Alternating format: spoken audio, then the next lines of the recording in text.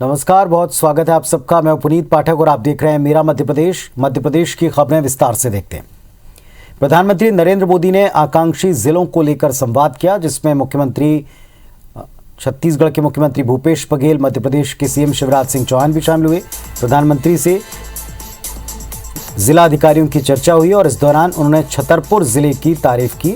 छतरपुर में गर्भवती महिलाओं का पंजीयन 37% से 97% हो गया और ये अपने आप एक बड़ी उपलब्धि। आकांक्षी जिलों में जो लोग आगे बढ़ने की तड़प होती है, इन लोगों ने अपने जीवन का अधिकतर समय अभावों में, मुश्किलों में गुजारा है। हर छोटी छोटी चीज़ों के लिए परिश्रम किया है, इसलिए वो साहस दिखाने और रिस्क लेने के लिए तैयार होते हैं। पिछले 4 सालों में देश के लगभग हर आकांक्षी जिले में जनधन खाते में 4 से 5 गुना की वृद्धि हुई। लगभग हर परिवार को शौचालय मिला, हर गांव तक बिजली पहुंची और बिजली सिर्फ गरीब के घर ही नहीं पहुंची, बल्कि लोगों के जीवन में भी ऊर्जा का संचार हुआ।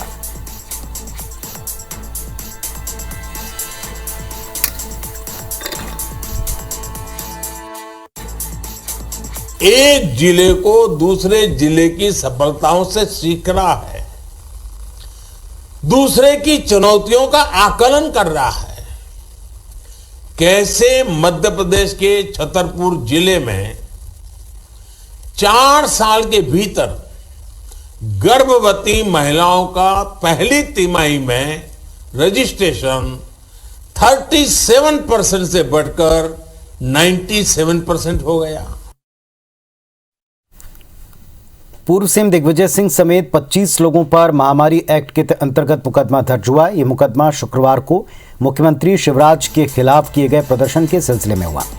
मध्य प्रदेश के राजगढ़ में डूब प्रभावित क्षेत्र के किसान और समर्थकों के साथ सीएम शिवराज सिंह चौहान से मुलाकात को लेकर दिग्विजय सिंह ने भोपाल में धरना दिया था, जिसमें कोविड प्रोटोकॉल का उल्लंघन हुआ था और इसी मामले में श्यामला हिल्स पुलिस ने धारा 353 और 188 की कार्रवाई की। एसीपी सचिन अतुलकर का कहना है कि धरना प्रदर्शन में एकत्रित भीड़ की जानकारी जुटाई जा रही है। जैसे जैसे नामजद होते जाएंगे, एफआईआर में नाम लिखे जाएंगे।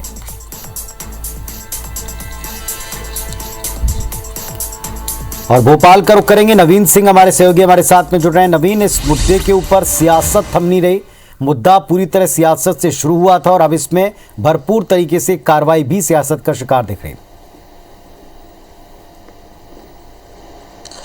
देखिए, बिल्कुल यही आरोप कांग्रेस और दिग्विजय सिंह के तमाम समर्थक भी लगा रहे हैं कि बीजेपी की सरकार दुर्भावनापूर्ण तरीके से कार्रवाई कर रही है और ये सियासी रंजिश निकाली जा रही है। लेकिन जिस तरीके से पूर्व मुख्यमंत्री दिग्विजय सिंह ने माहौल बनाया राजगढ़ के किसानों को लेकर, तो उससे ये साफ हो चुका था कि इस मामले में आसानी से दिग्विजय सिंह मध्य प्रदेश की बीजेपी सरकार का पीछा नहीं छोड़ने वाले। लिहाजा पूरी स्क्रिप्टिंग की गई है, उसके बाद इस तरीके से पूरा मामला बना है। और कल जब दिग्विजय सिंह ये बार बार दावा कर रहे थे कि मुख्यमंत्री निवास से ही उनके पास फ़ोन आया था और उनको मिलने का समय दिया गया था, लेकिन आखिरी मौके पर आने के बाद उनको मना कर दिया गया। लिहाजा उन्होंने तमाम समर्थक जुटाए अपने बंगले पर और माहौल बनाने की कोशिश की और कुछ देर बाद मुख्यमंत्री निवास के कुछ दूर पहले ही वो अपने समर्थकों के साथ धरने पर बैठ गए। और इस धरने में न सिर्फ पूर्व मुख्यमंत्री दिग्विजय सिंह बल्कि कमलनाथ भी शामिल हुए, तमाम उनके समर्थक भी शामिल हुए हैं। जाहिर सी बात है, दिग्विजय सिंह जहां भी होंगे वहां सियासत जरूर होगी। हालांकि दिग्विजय सिंह इसे गैर राजनीतिक बता रहे हैं। दिग्विजय सिंह का ये कहना है कि वो किसानों की लड़ाई लड़ रहे हैं, इसमें ना बीजेपी है ना कांग्रेस है, क्योंकि जिन किसानों के लिए वो संघर्ष कर रहे हैं, जिन किसानों के लिए वो मुख्यमंत्री शिवराज सिंह चौहान से मुलाकात करना चाह रहे हैं, उन किसानों में कांग्रेस के भी समर्थन वाले किसान हैं और बीजेपी के समर्थन वाले भी किसान हैं। लेकिन बीजेपी को दिग्विजय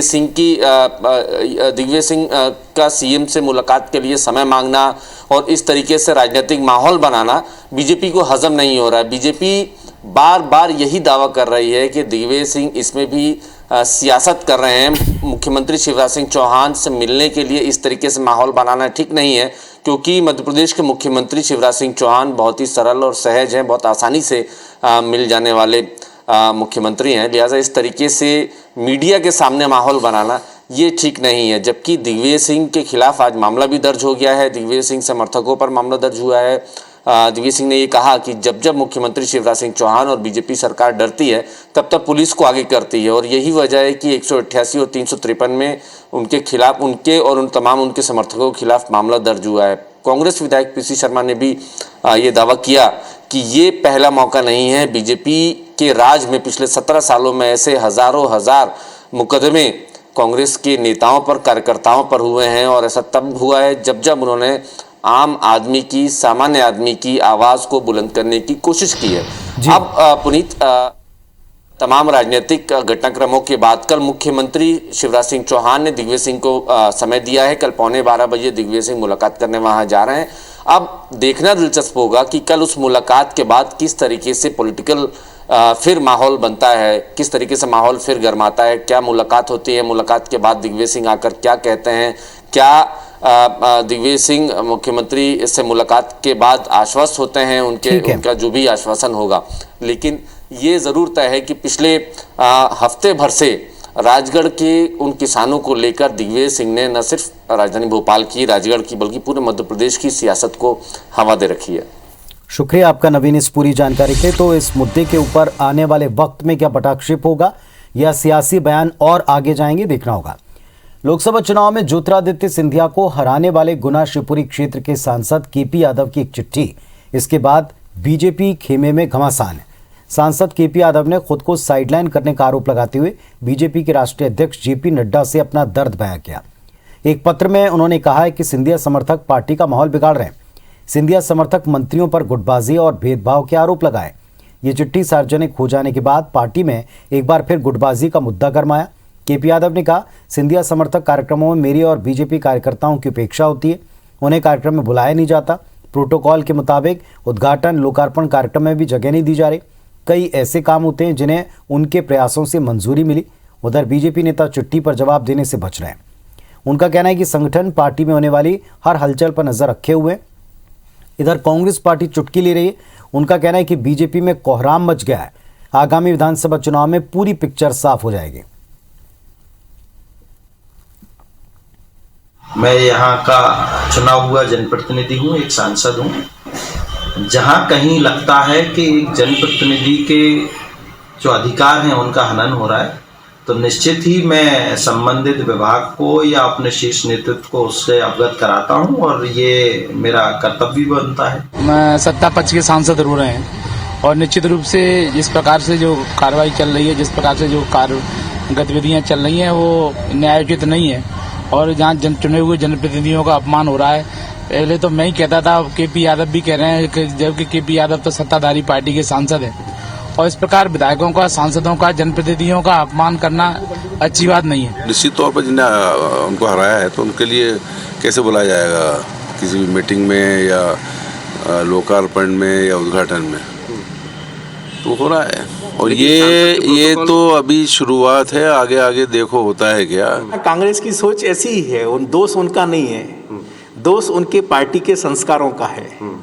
उनकी सोच में इसी प्रकार का बिखराव, बंटवारा, एक दूसरे पर लांछन लगाने का काम भाजपा में ये होता नहीं है, ये चलता नहीं है। कई बार कहीं कोई अपवाद आ भी जाए तो उसका समाधान, निष्पादन तत्काल होता है।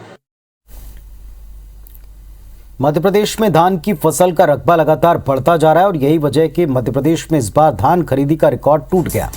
अधिकारियों के मुताबिक इस बार 45,43,000 टन धान खरीदा गया। अब तक प्रदेश का सर्वाधिक बड़ा रिकॉर्ड है। बीते साल प्रदेश में 37,27,000 टन धान खरीदा गया। धान खरीदी के लिए प्रदेश में 8,33,865 किसानों ने पंजीयन कराया था, जिनमें से 6,54,000 किसानों ने राज्य नागरिक आपूर्ति निगम और राज्य सहकारी विपणन संघ को धान बेचा। सरकार ने अब तक 4,877 करोड़ रुपए का भुगतान किसानों को किया।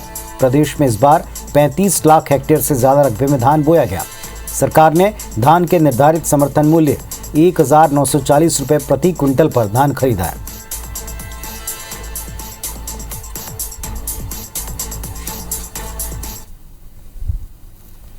भोपाल में बढ़ते कोरोना संक्रमण को देखते हुए पुलिस कमिश्नर ने एक आदेश जारी किया, जिसके मुताबिक 50 साल से अधिक उम्र वाले टीबी, कैंसर, अस्थमा और दिल से संबंधी बीमारियों से ग्रसित पुलिसकर्मियों को भीड़भाड़ वाले इलाके में नहीं भेजा जाएगा। भोपाल पुलिस कमिश्नर मकरंद देउस्कर ने कहा कि अगर इसका पालन ठीक तरीके से हो तो कमिश्नर सिस्टम के अंतर्गत आने वाले थानों के 1,095 पुलिसकर्मी कम हो जाएंगे। इसमें 7 टीआई, 20 इंस्पेक्टर स्तर के। आदेश से साफ है, 50 पार उम्र के पुलिस वालों को रेलवे स्टेशन, अस्पताल, बाजार, एयरपोर्ट कानून व्यवस्था की ड्यूटी के तहत तैनात न किया जाए।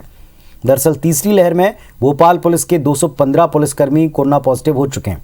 अच्छी बात यह कि इनमें से किसी को भी गंभीर संक्रमण नहीं हुआ। हालांकि नए आदेश से 50 साल से कम उम्र के पुलिसकर्मियों पर दबाव जरूर बढ़ेगा।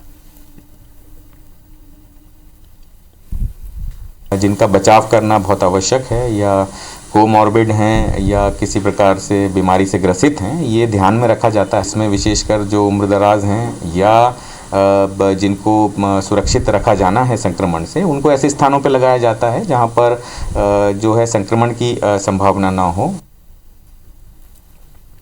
जिस तेजी से जबलपुर में कोरोना के मामले बढ़ रहे हैं, वहीं जिला प्रशासन अलर्ट है। जिले में फीवर क्लिनिक की संख्या बढ़ाने के साथ कोरोना जांच में तेजी लाने डॉक्टरों की जंबो टीम को मोर्चे पर उतारा गया।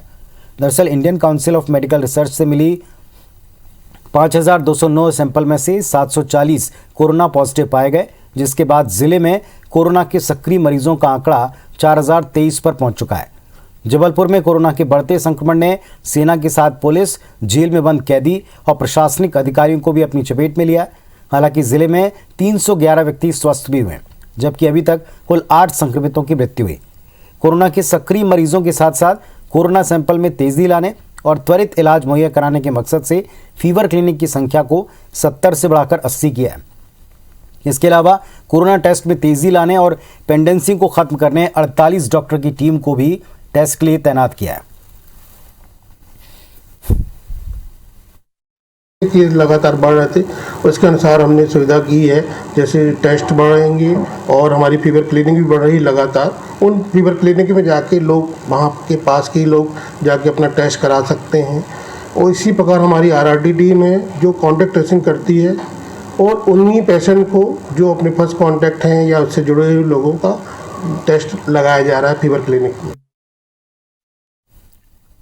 जबलपुर में बढ़ते कोरोना संक्रमण को देखते हुए ऑनलाइन और ओपन बुक सिस्टम पर परीक्षा कराने की मांग पर NSUI कार्यकर्ताओं ने जल सत्याग्रह किया।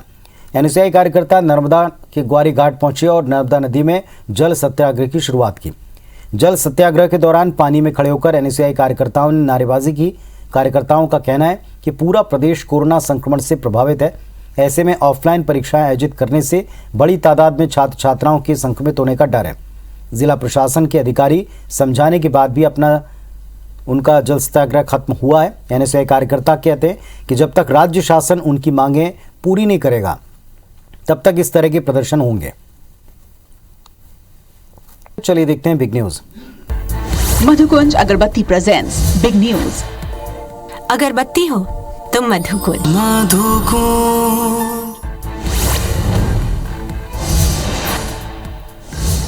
केंद्रीय गृह मंत्री अमित शाह ने कहा कि डीलिमिटेशन शुरू हो चुका है और जल्दी हम चुनाव कराएंगे। लोकसभा में आश्वासन दिया कि जैसे जम्मू कश्मीर में स्थिति सामान्य होगी, वैसे जम्मू कश्मीर को पूर्ण राज्य का दर्जा दिया जाएगा। बसपा प्रमुख मायावती ने लखनऊ में उत्तर प्रदेश विधानसभा चुनाव के लिए दूसरे चरण के 51 उम्मीदवारों की सूची जारी की। मायावती ने कहा, इस बार हमारा चुनावी नारा होगा, हर पोलिंग बूथ को जिताना है, बीएसपी को सत्ता में लाना है। यूपी में सीएम के चेहरे पर प्रियंका गांधी ने सफाई देते हुए कहा कि मेरी पार्टी कहीं कहीं पर यह तय करती है कि सीएम का चेहरा कौन होगा, कहीं पर यह तय नहीं करती कि ये पार्टी का तरीका है। मैं ये नहीं कह रही हूं कि सीएम का चेहरा मैं ही हूं। उन्होंने कहा, यूपी सीएम को लेकर बार बार एक ही सवाल पूछे जाने पर चिढ़कर कह दिया कि हर जगह मेरा चेहरा है। लता मंगेशकर की प्रबंधन टीम ने वायरल हो रही झूठी खबरों को लेकर एक बयान जारी किया। टीम ने कहा कि गायिका के स्वास्थ्य के बारे में कई झूठी अफवाहें इंटरनेट पर घूम रही हैं। टीम ने उनके प्रशंसकों से इस तरह की खबरों पर विश्वास न करने की अपील की। टीम ने कहा, झूठी खबर को हवा न दें। लता मंगेशकर आईसीयू में हैं, फिलहाल वो कोविड से ठीक हो गए हैं।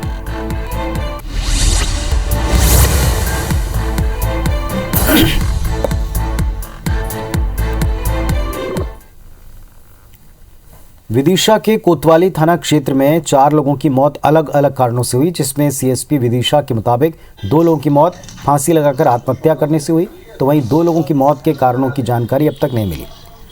रामलीला क्षेत्र में हुई मौत संदिग्ध नजर आ रही है। मेला परिसर क्षेत्र में हुई मौत पर परिजनों ने महिला थाना प्रभारी पर प्रताड़ना का आरोप लगाया। मौके पर एक सुसाइड नोट भी मिला है। पुलिस का कहना है कि पोस्टमार्टम रिपोर्ट आने पर सही कारणों की जानकारी मिल पाएगी। महिला थाने की पुत्री आई हैं, उन्होंने क्या कहती थी? बस क्यों कह दिए वो तो जेल जाएगा, वो तो जेल जाएगा, उसको मारा भी वो इसी डर से उसने जी कदम उठाया है सर। इन 4 मर्ग में 2 लोगों ने फांसी लगाई है और 2 का अभी पीएम के बाद और पता चल पाएगा। बाकी चारों मर्गों में जांच जारी है, जैसी स्थिति होगी उसके हिसाब से कार्रवाई की जाएगी। टीकमगढ़ के पलीरा पुलिस ने हथियार बनाने वाली अवैध फैक्ट्री का खुलासा किया। पुलिस को बन्ने गांव में अवैध हथियार बनाने की सूचना मिली थी, जिसके आधार पर देवेंद्र नाम के शख्स के घर पर छापा मारा, जहां तलाशी के दौरान एक देसी कट्टा समेत अवैध हथियार बनाए जाने का सारा सामान बरामद हो गया। पुलिस ने आरोपी को हिरासत में ले लिया है, पूछताछ की, जिसके बाद आरोपी ने कबूल किया कि पिछले 2 महीने से अपने घर पर अवैध हथियार बनाने का काम कर रहा था। इसके पहले जिले के चंदीरा में भी अवैध हथियार बनाने की फैक्ट्री का खुलासा हुआ है।